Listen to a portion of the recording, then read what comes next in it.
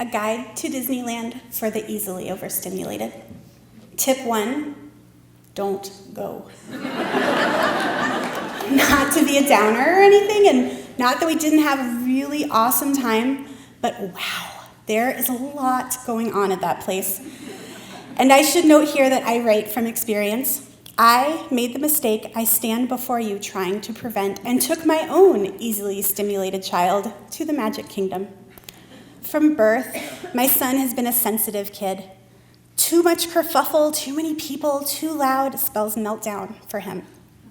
Poor Hayden. Disneyland was just too much. Too loud and bright and in your face. The level of background noise at that place alone is phenomenal. Kind of like those soothing ocean sound CDs if you substitute soothing ocean sounds with blaringly annoying Disney music. They're pumped out of every fixture in the park. And the music is only the underpinning for all of the other noise that exists just by virtue of being a theme park with tens of thousands of other people and their own overstimulated and screaming children. So, tip number 2, in my Disneyland guide, bring earplugs, the heavy-duty construction kind, and bring a lot of them. If you have disregarded tip number 1 and packed your earplugs, tip number 3 is this. Do not spend the month before your trip to Disneyland building up the Jedi Training Academy to your easily overstimulated child. That's right, once again, I write from experience.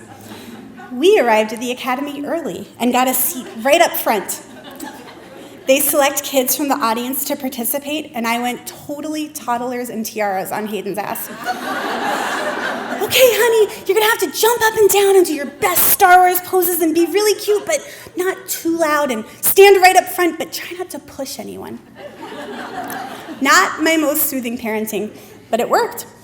The Jedi Master pointed his lightsaber at Hayden, thereby ensuring his place as a Padawan in the 10:30 training.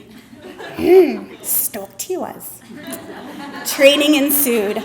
They were given robes and sabers, and they chanted all communist work camp style as they practiced their moves. Left shoulder, right shoulder, duck, strike.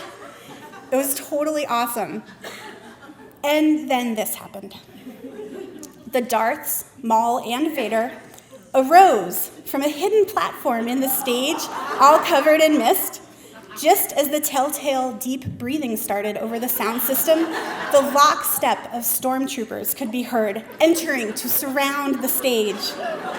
And my son lost his shit. The Force was not with him.